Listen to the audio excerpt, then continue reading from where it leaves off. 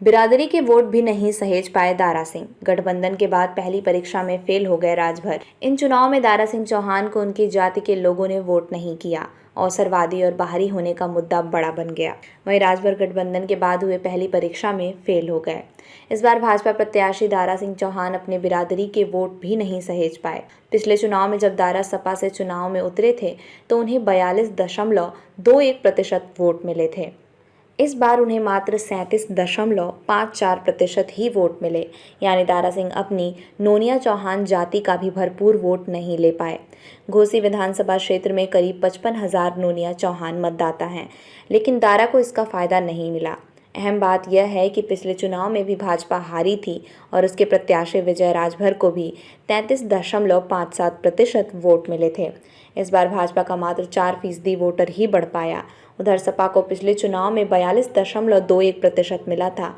इस बार पार्टी उम्मीदवार सुधाकर को 57.19% मत मिले। सपा को इस बार 15% वोट ज़्यादा मिले। गठबंधन के बाद पहली ही परीक्षा में फेल हुए राजभर। भाजपा से गठबंधन के बाद ओम प्रकाश राजभर की यह पहली परीक्षा थी, पर वे इसमें फेल हो गए। माना जा रहा था कि उपचुनाव में राजभर जाति के लोगों का भाजपा को भरपूर साथ मिलेगा। इसके बड़े दावे भी किए जा रहे थे, क्योंकि सुबह सपा प्रमुख ओम प्रकाश राजभर भाजपा के पाले में आ गए और यहाँ राजभर मतदाताओं की संख्या भी लगभग 50,000 है। इस लिहाज से समीकरण तो बेहतर थे, लेकिन राजभर मतदाताओं का साथ दारा सिंह को नहीं मिला। यदि मिलता तो हार जीत का अंतर इतना ज़्यादा ना होता। अवसरवादी और बाहरी का मुद्दा दारा सिंह के हार की बड़ी वजह। उपचुनाव में सपा ने भाजपा प्रत्याशी दारा सिंह चौहान के खिलाफ अवसरवादी और बाहरी होने का मुद्दा उठाया। सपा ने मतदाताओं के बीच बताया कि 16 महीने पहले चुनाव जीतने के लिए दारा सिंह भाजपा छोड़कर सपा में आए थे।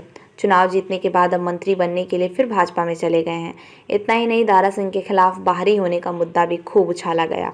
आजमगढ़ के मूल निवासी दारा सिंह 2017 में मऊ की मधुबन सीट से चुनाव लड़े थे। तब वह बसपा छोड़कर भाजपा में आए थे। इसके बाद 2022 का चुनाव आया तो वह भाजपा छोड़ सपा में चले गए और मऊ की घोसी सीट से चुनाव लड़े और जीते। 2023 में दारा सिंह फिर घोसी से चुनाव लड़े, लेकिन इस बार सपा की जगह भाजपा से थे।